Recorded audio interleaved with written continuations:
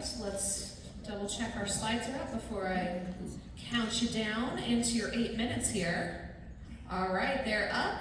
We've got our mics. 8 minutes on the clock is yours. All right, thank you. And good afternoon, everyone. Hello, everybody. And Aniche means hello in my native language of Mali, West Africa, Bangladesh. Our AI use case today is from perspectives on both sides of the globe. And all the images you are going to see today are communities we have served in Eastern Washington State and West Africa, Mali. My name is Tiffany and I'm Associate Director of Altera, which is an educational nonprofit that is based here in Eastern Washington. And Fatima? So you are going to talk, she's going to talk about all the importance of the early learning in Washington State and West Africa, Mali, and she's going to talk a little bit about the background of the Altera. So the United Nations, for the first time, they included in their developmental goals early childhood education. And the reason they did that is that learning before the start of school impacts everything that happens to a person later on in life. You can see some of those listed there. It's important to know that children who start behind in their first year of school often stay behind their peers for the full 12 years that they're in school. So that means that vulnerable groups without access to preschool face a challenging future. In Washington State, there's not enough access to preschool, and now even more funding cuts have been announced. So Altera has designed a program to make at-home preschool a low-cost, high-impact way to bring equity to early learning here in Washington State and across the globe. And we all know parents are the first teachers. I've been blessed to have two parents who are teachers. By the way, I did not like teachers growing up.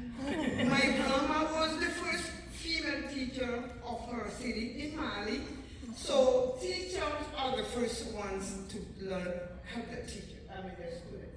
So you're going to see a video of a mother observing her daughter. When I was in Mali early this year, she's learning how to write letter A, capital A. The mother is not educated. She does not know how to write A, but she was learning with her daughter. That's me in the middle there. I am the director of the early education program in Mali. And these are the mothers who came and talked to me about their children, talking to them about our program. The teachers took to parents, they came and asked me. So this is one of the videos. We started using AI avatars to support parents like that by delivering instruction in their native language. And we now know from marketing research that avatars that reflect the identity of participants help them to feel a sense of belonging, especially in digital spaces where they might otherwise not really feel welcome. Altera uses both physical and digital resources to support kids and their parents in their early learning. Now, current parents do not need to be able to read to understand how and why they will be teaching an activity. This format benefits all parents, not just those who are pre-literate. And I have to tell you, this was one of my favorite parts of teaching this program in Mali. You see the QR coded on the left there, that document. A father whose son goes to my preschool came when his son got sick. We gave him a copy of this. He used his smartphone. By the way, everybody has a smartphone in Mali. You will see somebody on the donkey, and I'm telling you, I saw this from Mali. They will have a QR coded phone. So he was able to do all the activities, QR coded at home for 3 days while his son is out to keep up with the activities we were doing in school. So technology has really become our creative approach to challenging barriers in preschool. And the two apps that we rely on the most to support our families in home preschool use are first Unicode, which is a dynamic QR code generator, and it allows us to change the content behind what that QR code link goes to in order to adapt to different cultures and different contexts, even after the code is printed. And then Synesthesia, which is an AI-powered video training platform. You've probably seen a lot of them out there. but Synthesia is an industry leader in advanced language processing, and they just have really compelling expressive avatars, and we want to share one with you. Pour l'activité mathématique d'aujourd'hui, vous aurez besoin de petits cailloux, d'un récipient avec 12 espaces et d'un stylo noir. This is one of my favorites. When I put this up in Mali with a QR code on the tablet, the kids lost it. This is Auntie Fatima. This is my mom. This is my auntie. They recognize themselves right away. They connected to the program, the lessons, and then when I talked to the parents, which I got a bunch of questions from parents. Was I on TV last time in that class? I'm like, I guess. So, and we all know that barriers are not in children. It's not in learners. It's how we design educational materials. If we create it to fit the children, success is possible. It doesn't matter whether it's in Eastern Washington State or in Mali, West Africa. So we lean heavily into using AI for instructional design in order to prioritize the strengths of families like culture and language, and also to build a more inclusive learning environment for both our caregivers and children. Remember, we're not just teaching preschool to kids, we're also teaching parents how to teach preschool in the home. We're using Center for Applied Special Technology guidelines for integrating AI into user-design learning. I wanted to share with you that I did a little exercise showing how AI tools are used at every level of our instructional design process. Universal Design for Learning guidelines help anticipate barriers to learning and find ways to avoid them, which benefits all learners.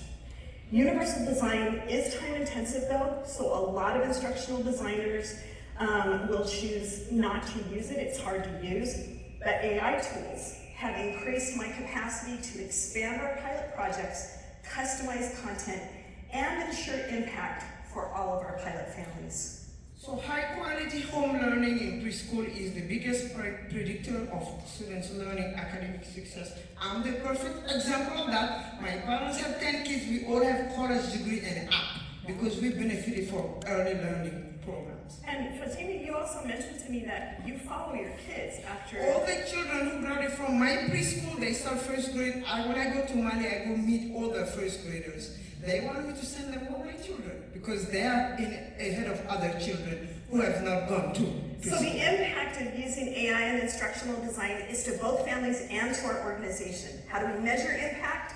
Both Unicode and Synthesia have AI-powered engagement analytics, and we also really rely on the personal experiences of our participants. I'm a work relief volunteer. I help Middle Eastern ladies, refugees learn how to use our product, and we use local resources. If you can do this in Eastern Washington State, you can do this anywhere in the world. What a great ending note. Let's give them a round of applause.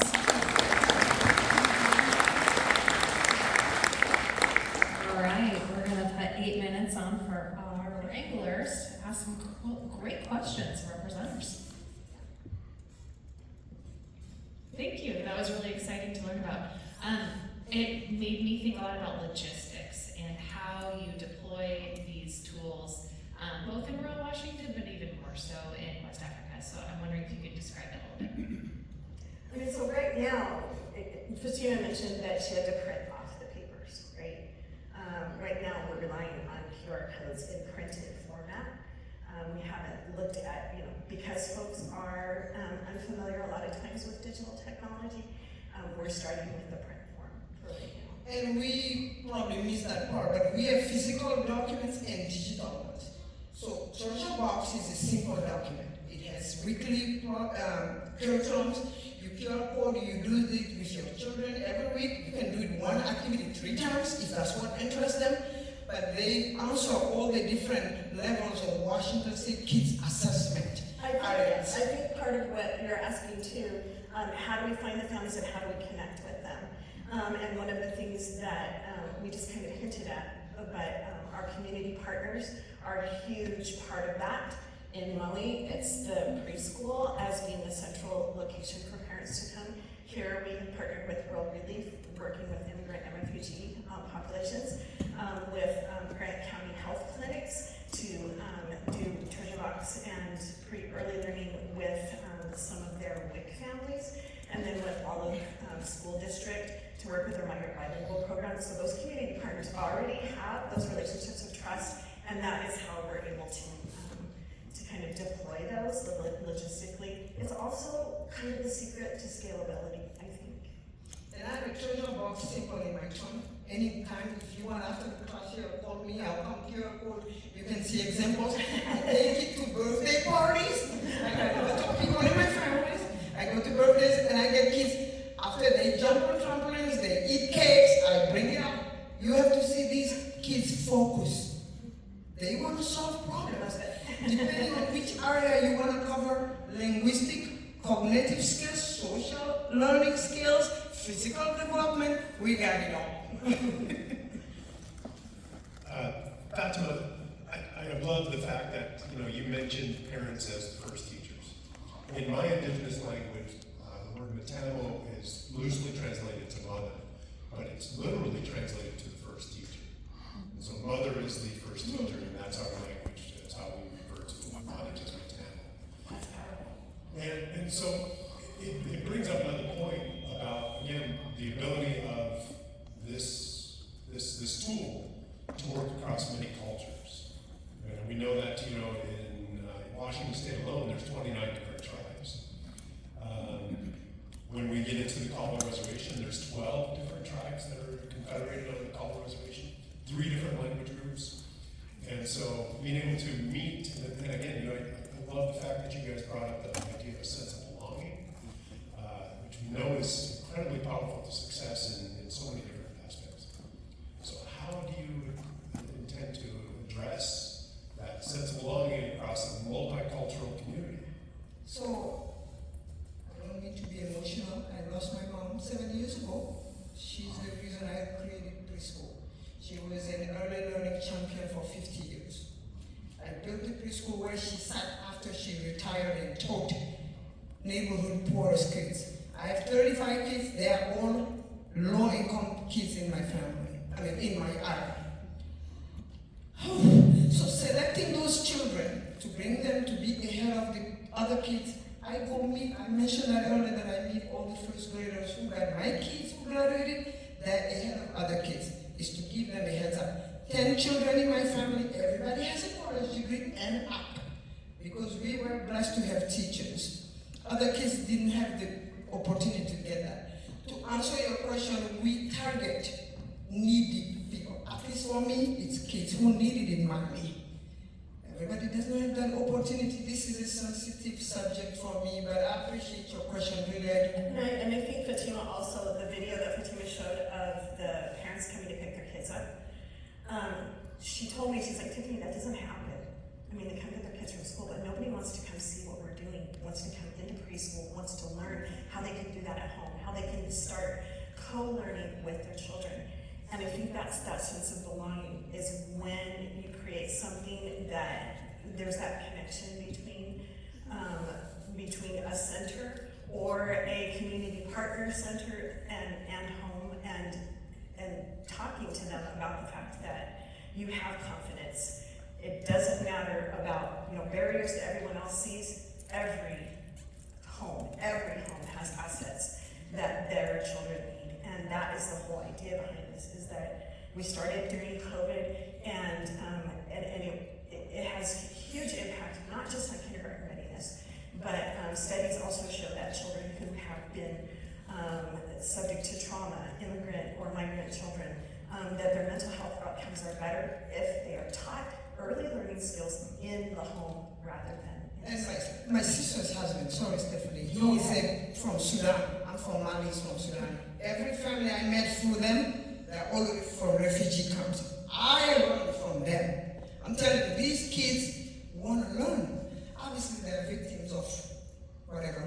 So, pulling out treasure box, seeing them excited about it, they tell me their lives. The same thing in Mali, and the same thing at the health clinic in Marawa, Mali in West Africa, and we use resources available. We didn't get to show you a video, and we got so many videos, by the way. We got pictures, videos. If you want to see any of those, come talk to us after the presentation.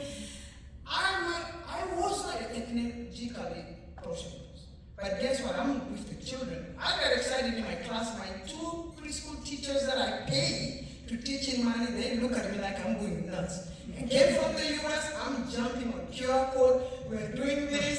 Tiffany is telling me so many things. Well, and you shared with me also that we do have refugees that she works with that are here and in Eastern Washington who have said, how can we bring this to the other side? Folks who are waiting to come here so that they can begin, schooling. It's portable, it's accessible. If they can get internet, if you've got solar powered and some panels, usually there's a center where you can get internet. How can we bring schooling to those home situations like refugee camps? Sorry, don't mean to cut you off. If you have other questions, go ahead, please. Sorry. I have a question. This hits home for me. I have a 3-year-old, but how many avatars do you currently use? Is this something that families develop, or they choose their avatar for instruction? Right. We haven't done that. That's a great idea, letting people choose their avatars. But I was talking to Fatima last night that we work with communities before we choose the avatar. I'm very interested in the use, and if I went back to one of the slides, I would tell you the ethical use of avatars, and we always make sure that we get input from a community before we choose the avatar. And parents feel empowered, they can teach at home now. I lived it in Mali, believe me, and I would really feel the Tri-Cities. Thank you guys so much. Let's give them a round of applause.